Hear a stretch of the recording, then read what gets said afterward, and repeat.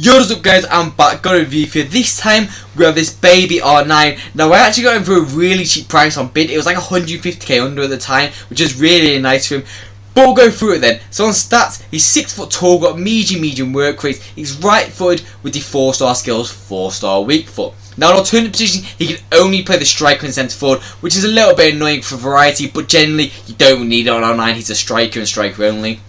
On stats, he's got 94 pace, 90 shooting, 77 passing, 91 dribbling and 72 physical. So on paper, looks like quite a nice card all around. If you do enjoy the clips or want to see more, please do subscribe. It generally does mean a lot to the channel. And if you want to see anyone in particular, let me know down in the comments down below and I'll try and get around to doing that for you. But for nothing more, so I'll see you after the positives and negatives, and peace.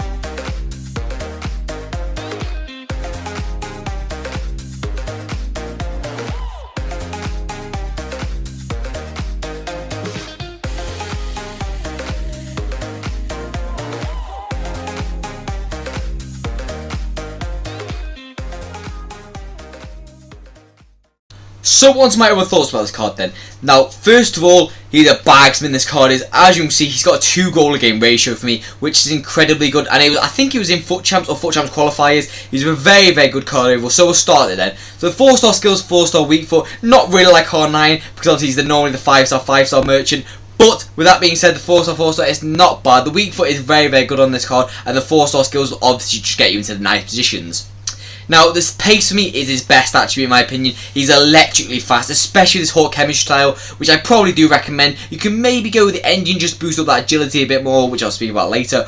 But that pace is incredibly fast. Raw pace, it reminds me a bit like Darwin Núñez. It's really fast, it's just incredible. Now, the shooting for me, this is what I don't have issues with it because it's very good in game. The finishing is exceptional, the shot power is really good, the attack is really good. I just wish on one of the R9 cards he had outside the full shot trait, because he doesn't own them, which is why I can't even give Prime R9 a 10 out of 10 for that reason, because it's literally the best trait in the game. And also I'm going to give Prime R9 like a 9.9 out of 10, but like it's just like you can't give it a 10 out of 10 without either outside the foot shot trait, because he doesn't seem to do it very well at all. As you've seen in some of the clips, he just doesn't outside the foot it. But next to me is he passing, very average. He's not a passer at all. He's definitely a goal scorer, so stay away from the passing if possible. Just do the simple 1-2s and stuff like that. Now, the dribbling for me, overall I didn't really feel like he was unagile at all. The 93 actual dribbling stat is what matters here, not the agility, because that's what brings it up massively, and he'll be able to twist and turn quite nicely with the 4-star skills.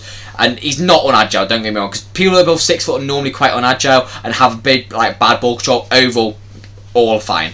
The composure, a little bit low at times, would miss a few chances, but overall very, very clinical this card is. Now, this is where I feel like R9 normally comes into his own, but it just doesn't on this. So the balance and strength are quite low combined. Like, you want really high one or the other. I know the strength isn't necessarily bad. It's actually in the dark green attributes, which normally means quite good, but it didn't really feel like that. He felt like he was a little bit weaker, and maybe it's because that aggression. You do kind of want high aggression on the card, but he doesn't have that at all. And the stamina is what lets this card down massively. I saw in like the 70th minute he was dying, and I had to bring him off around the 80th. He generally just doesn't last, and this is a problem with all R9 cards, especially since this one's medium, because it's not like his prime or his midway. It's got like, the prime's medium as well, but the mid is like medium low, which is literally the perfect thing for him. But medium is just not really the best of work rates. Even with the right instructions, he'll come back a little bit, and the stamina will die you out. Now, obviously, the jumping head, actually, they're not bad, but they're not amazing. For someone that's 6 foot tall, he might be able to win a few headers, but he's not really going to be an aerial threat. So, onto my overall scores about the card then. Now, first for me is the pace. Now, overall for pace, I'm going to give it a 9.5 out of 10. He is incredibly fast, this card is, and he's genuinely one of the fastest icons you'll actually be able to buy. Now, next for me is the shooting. Now, overall for the shooting, I'm going to give it a 9 out of 10. It's very, very good. It's pushing near a 9.5, but the composure lets it down a little bit and maybe a little bit more attack precision, but overall, very, very solid. Now, passing for me, I'm going to give it a 5 out of 10. It's very bang average. It's probably pushing more like a 4, but overall, I think that short pass just about saves it. Now, the dribbling for me. So the dribbling attributes, they're mainly good. The balance is a little bit low in my opinion, and maybe a little bit more the composure, but overall I didn't really have too many issues with that composure. I felt it was quite good in game. So overall for the dribbling stats, I'm going to give it 8.5 out of 10. I feel like to push it up a little bit more, maybe a bit more balance, maybe a bit more agility. 5-star skills would have been nice, but obviously that's only his prime and mid. Otherwise his card would probably be like 2.5 million. Now, next for me is the physicals. Now, overall, these are very, very average. The only one that's semi-okay is at strength, but it does get let down by the balance and also the aggression. So, overall for that, I'm going to give it a 6 out of 10. I can't give any higher than that because I do really want more stamina, and he generally does actually die out in the game, and it's quite frustrating. But, on overall score from then, so I actually do believe that Torres card, or no, maybe that Cantona card is a bit better than this. That Torres maybe are on the same level, but that Cantona baby I actually do believe is better than this R9. I know that's a bold statement, but I genuinely do believe he is. So overall, for overall score, I'm going to give him a 9 out of 10. I don't think he's at the level of the price he should be, but with that being said, he does hold the name of R9, so obviously it's going to be quite expensive. But on value for coins, then I'm going to give him 6 out of 10. Don't get me wrong, he's a very good card. If you put the same card on a 700k card, incredible. But overall, I just can't fathom the price, to be honest.